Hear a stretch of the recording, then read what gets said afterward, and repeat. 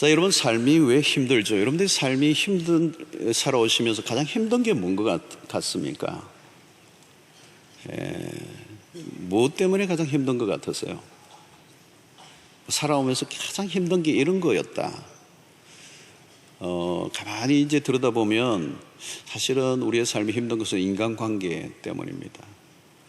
관계 안에서 갈등이 일어나면 뭐 다 가지고 있어도 불행해지죠. 관계 문제가 제일 어려운 것 같아요.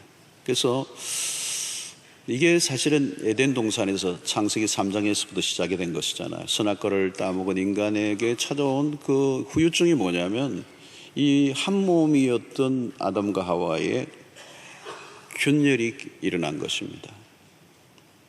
세상에 이보다 더 가까울 수는 없는 내 뼈 중에 뼈요 내 살 중에 살이었던 이 부부의 관계가 깨어진 겁니다. 그래서 여러분, 이 대전제가 하나 있는데 그게 뭔가 하면 하나님과 불화한 인간은 누구와도 잘 지낼 수 없어요. 사실 하나님과의 관계가 깨어진 사람은 아무리 잘 지내고 싶어도 안 돼요. 우리 죄인이. 그러니까 하나님이 없이는 평화가 없습니다. 이게 진짜 내 안에 평화도 없는 거고, 하나님과의 관계가 깨어지면 다른 사람들과 평화가 없는 겁니다. 평화가 있는 척 할 수는 있지만 진정한 평화는 불가능한 거죠. 우리는 사장에서부터 이제 본격적으로 하나님을 떠난 인간의 역사가 어떻게 펼쳐지고 있는가를 보게 됩니다. 3장에서는 부부의 갈등이었다면 4장에서는 형제의 갈등이죠. 그렇죠? 문제의 발단은 제사 문제로부터 출발이 되었습니다. 하나님의 아벨의 제사는 받으시고 가인의 제사를 받지 않으셨어요. 이 예배 문제가 형제 갈등으로 번져졌습니다. 함께하며 살아야 하지만 함께 살아가는 게 쉽지 않은 것. 그래서 죄로 인하여 병든 것이 있다면 관계가 병들었다는 거죠. 이게 우리의 몸살입니다. 우리가 고통하고 우리가 늘 불행을 경험하는 이 세계 안에는 그 관계의 갈등입니다. 가인과 아벨은 형제예요. 어떤 학자는 가인과 아벨은 쌍둥이였을지도 모른다, 이런 학설도 얘기를 합니다. 제가 보니까 쌍둥이면 안 싸울 것 같은데 싸우더라고요. 되게 싸워요. 가만 보면 지 얼굴인데 같이 싸우는 거예요. 우리는 이삭의 두 아들 에서와 야곱의 이야기를 잘 압니다. 뱃속에서부터 두 민족이 싸운다는 거죠. 그리고 나올 때도 형의 그 에서의 발꿈치를 잡았다 이랬어요, 야곱이. 주도권 싸움인 거죠. 자, 오늘 이 갈등의 문제는 어디에서 비롯되는가? 사실은 오늘 여기 가인과 아벨의 얘기를 보면 비교에서 시작이 되었습니다. 5절을 보면 가인과 그의 재물을 받지 아니하신지라 가인이 몹시 분하여 안색이 변하니, 가인은 하나님이 자신의 재물을 받지 않으셨다는 것에 분노합니다. 그러나 더 큰 분노는 뭐냐면 아벨의 재물을 받으셨다는 거예요. 그러니까 비교를 하고 있는 것이죠. 가인은 자신의 재물은 거절되고 아벨의 제사만 받아들여지는 것에 대해 분노합니다. 사람들은 나의 실패보다 다른 사람의 성공 때문에 더 힘들어해요. 난 실패했으면 그걸로 막 그냥 참을 만한데 다른 사람이, 가까운 사람이 성공을 했어. 가인은 자신의 불행이 아벨 때문이라고 생각했습니다. 가인은 아벨이 자신의 성공의 장애물로 여겨진 것이죠. 자신의 실패의 요인은 아벨 때문이다. 결국은 가인은 아벨을 경쟁자로 본 것입니다. 여러분, 이 경쟁이라는 건 참 무서운 겁니다. 이 경쟁 심리가 들어가면 사람이 잔인해져요. 그리고 경쟁은 이겨야 되거든요. 경쟁에 들어가면 일단 이겨야 된다는 심리가 발동하게 되고, 그 전쟁은 그 경쟁자가 죽어야, 사라져야 끝이 나는 겁니다. 그러나 사실 경쟁에서 이겨도 그것이 끝난 것인가? 그렇진 않아요. 또 다른 경쟁자가 나타나니까 삶은 불행해지는 것입니다. 여러분, 제사는 하나님께 드리는 일이었습니다. 전적으로 하나님과의 관계입니다. 제사를 경쟁해야 될 이유가 없어요. 자신의 최선을 다해 드리면 되는 건데 그게 비교가 된 것입니다. 아담의 범죄 이후에 안타까운 모습은 무엇입니까? 거룩한 일에도 죄가 끼어든다는 것입니다. 아무리 선한 일이라도 경쟁심이 들어가면 위험해져요. 죄성이 발동하는 거예요. 가인은 불안했고 인정받고 싶었습니다. 그런데 아벨에 의해 좌절을 맛보며 마침내 그는 깊은 열등감에 사로잡혀 있습니다. 자, 오늘 여러분 보십시오. 비교하는 것, 경쟁하는 것, 그리고 또 하나 열등감을 가지는 것. 이건 여러분 오늘 우리의 내면 속에 다 가지고 있는 것이고 굉장히 다루기 힘든 우리의 감정들이에요. 오늘 우리의 모든 이 희비극, 아주 모든 불행과 행복이 바로 오늘 우리의 내면 속에서 일어나고 있는 이 문제, 가인이 겪고 있는 것을 오늘 우리도 동일하게 겪고 있는 것. 이런 비교 문화 속에는 어차피 어쩔 수 없이 열등감이 찾아와요. 열등감. 이 열등감이 얼마나 무서운 겁니까, 여러분? 오늘 사람들이, 인간이 겪고 있는 가장 심각한 질병이 하나 있는데 그것이 있다면 열등감이라고 하는 질병이에요. 여러분, 열등감은 굉장히 무서운 것입니다. 이것은 파괴적인 결과를 낳는데요, 열등감이 아주 심하면 어때요? 죽죠. 자기를 죽이죠. 자기를 죽이든지 남을 죽이든지, 내 열등감을 갖게 만든 어떤 대상에 대한 폭력성이 나타나서 상대를 죽이든지 아니면 자기 자신이 그 열등감을 이기지 못하여 스스로 죽고 말든지, 이 열등감이 그렇게 무서운 것입니다. 그래서 인간의 내면에 그 열등감을 이겨내기 위해서 몸부림을 치죠. 그런데 여러분, 이 열등감의 근원도 결국은 뭡니까? 우리는 이 창세기에서 끊임없이 보는 것은 인간의 죄의 문제예요. 죄의 핵심이 뭡니까? 스캇백 박사 얘기처럼 교만이에요. 교만. 하나님과 같이 되고자 하는 교만. 이 안에 이 교만은 우리의 오늘의 언어로 표현하면 자존심입니다. 자존심의 상처가 입힌 거예요. 여러분, 이 열등감의 반대편에 우월감이 있습니다. 내가 하나님과 같이 되고자 했던 마음이 바로 마귀가 유혹했던 죄의 뿌리예요. 자기를 높이고자 하는 마음 안에는 열등감이 숨어 있습니다. 이 열등감은 쉽게 치료되지 않는 고질적인 병입니다. 오늘 우리는 이 경쟁과 비교 속에서 열등감은 불가피하게 되고, 이 열등감의 감정이 깊어질 때 그 안에서 뭐가 일어나요? 분노가 일어난다. 자, 결국 가인은 동생 아벨을 어떻게 하죠? 오늘 8절을 보시면 가인이 그의 아우 아벨에게 말하고, 그들이 들에 있을 때 가인이 그의 아우 아벨을 쳐 죽이니라. 오늘 본문이 이 구절로 마지막 되니까 아무도 아멘을 별로 안 하는 것 같아요. 쳐 죽이니라 그러니까 아멘이 잘 안 나왔어. 인류 최초 살인사건이 벌어졌어요. 하나님께서 하나님에게 불순종한 인간의 역사가 미래에 어떻게 펼쳐질 것인가에 대한 불안한 전조입니다. 여러분, 이 창세기 4장은 인류의 최초입니다. 인류의 초기입니다. 하나님의 창조 사건이 있었지 얼마 되지 않은 이후에 아담의 범죄 즉시 일어난 인류의 최초의 이 인간의 역사 속에 일어난 첫 번째가 형제살인이라는 거. 이거는 인류의 미래에 무엇이 닥쳐질지에 대한 불길한 전조, 불길한 서곡이 오늘 본문입니다. 여러분, 처음에는 갈등에서 시작했습니다. 갈등은 비교에서, 그리고 그 비교에서는 경쟁을 가져왔고, 경쟁에서 졌다라고 하는 이 피의식은 열등감으로, 그 열등감은 분노로 표출되었어요. 자, 오늘 여러분 본문에서 크로즈업되는 장면은 가인의 분노입니다. 그런 분노의 감정을 다스리는 데 실패했어요. 예배의 자리에서 결국은 살인사건이 벌어졌습니다. 인간의 죄가 얼마나 노골적이고 공격적으로 변하는가를 보여줍니다. 가인은 하나님이 자신의 제물을 받지 않으신 것에 대한 분노를 터뜨립니다. 사실은 분노할 일이 아니죠. 자기가 자신이 잘못한 것이 무엇인지를 알지 못하고, 그가 왜 분노합니까? 분노할 이유가 아니죠. 자신의 부족에 대해서 용서를 빌어야 마땅합니다. 여러분, 여기서 우리는 죄인의 한계를 봅니다. 죄인은요, 자신의 모습을 보지 못합니다. 가인은 자기가 무엇을 잘못하고 있다는 걸 알지 못해요. 자, 가인을 통해서 집중 조명해야 할 감정은 분노입니다. 여러분, 누구나 분노할 수는 있습니다. 분노 자체는 지극히 자연스럽고 정상적인 감정입니다. 살아있다는 증거가 분노예요, 여러분. 누가 팍 밟았는데 그냥 발이 밝혔는데도 웃으면 어디 병원에 가보셔야 돼요. 분노가 일어날 수 있어요, 여러분. 우리의 일상 속에 늘 마주치는 게 분노입니다. 문제는 분노를 어떻게 다루느냐예요. 여러분, 분노는 강력한 감정 에너지라고 얘기합니다. 가장 강력한 감정 에너지. 그런데 이 감정이, 이 분노를 잘못 다루면 우리가 알 수 없는 일이 일어나요. 이런 비극의 현장에는 언제나 분노가 있습니다.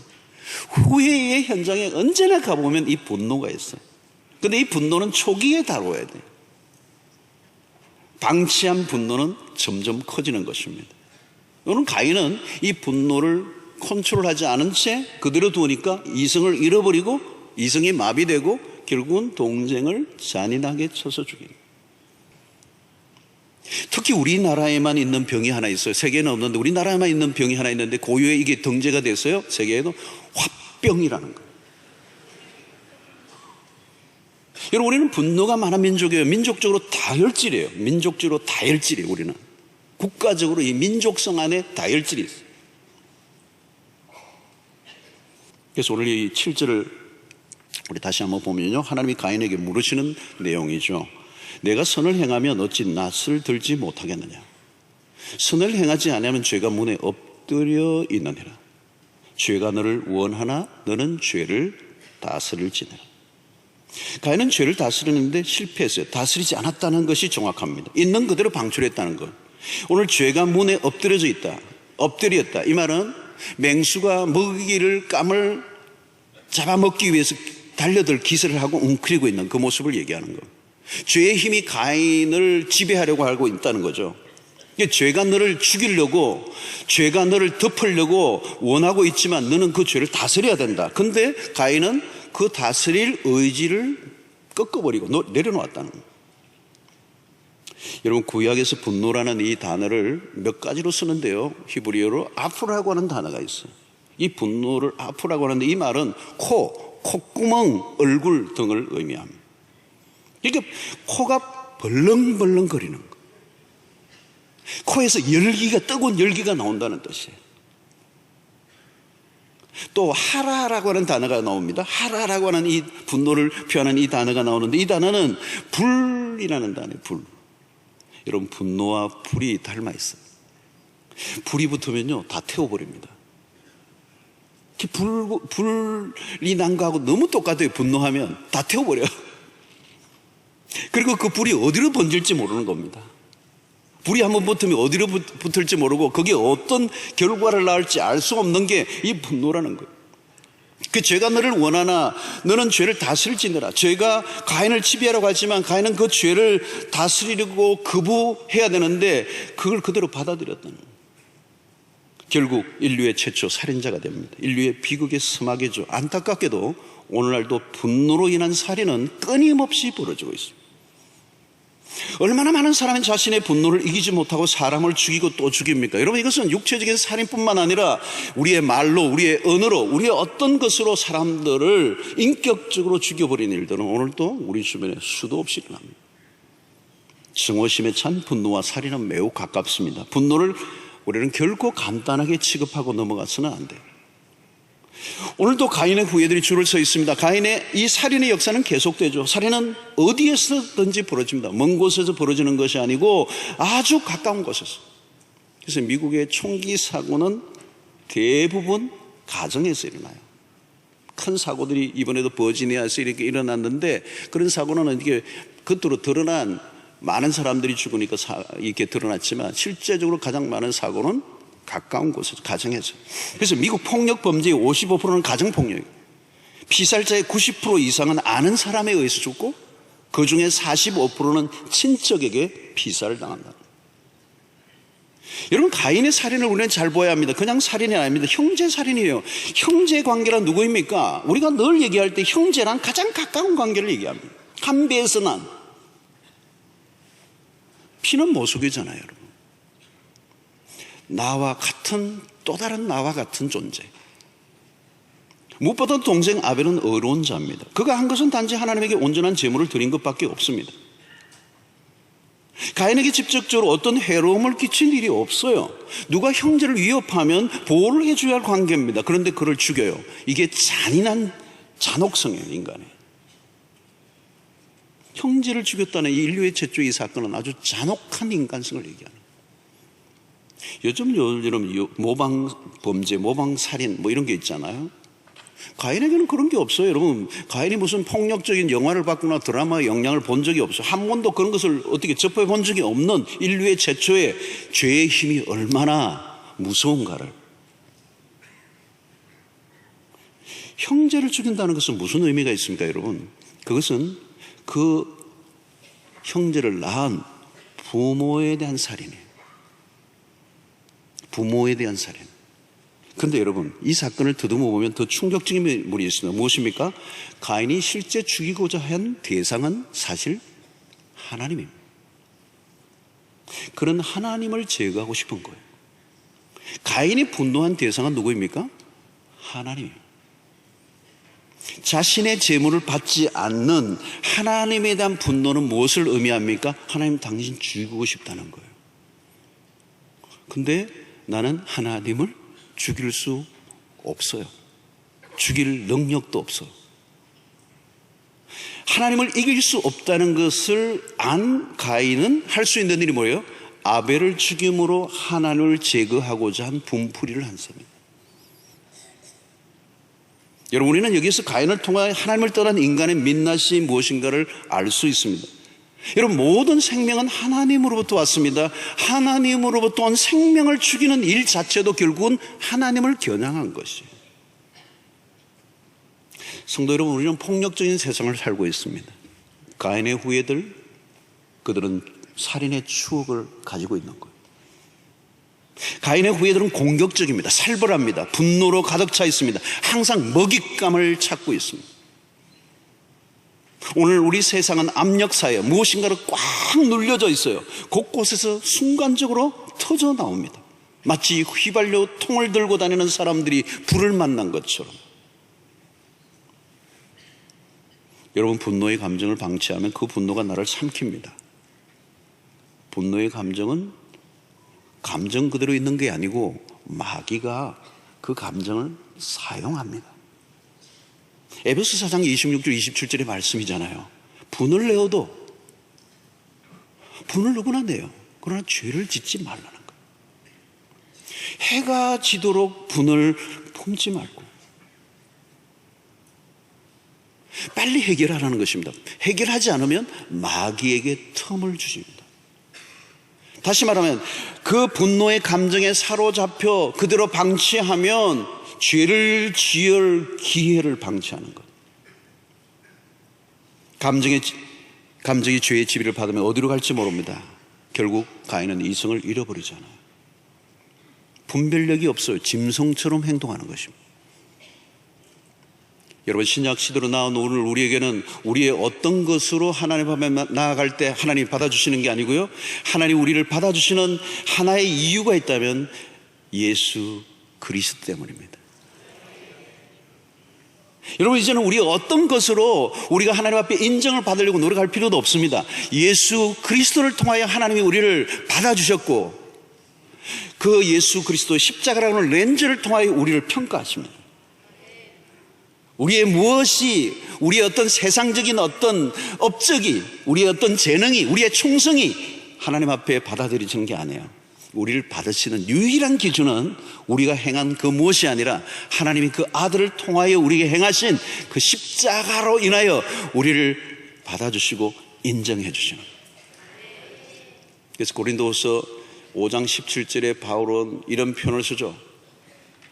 그런즉 누구든지 그리스도 안에 있으면 새로운 피조물이라. 이전 것은 지나갔으니 보라, 새 것이 되었도다.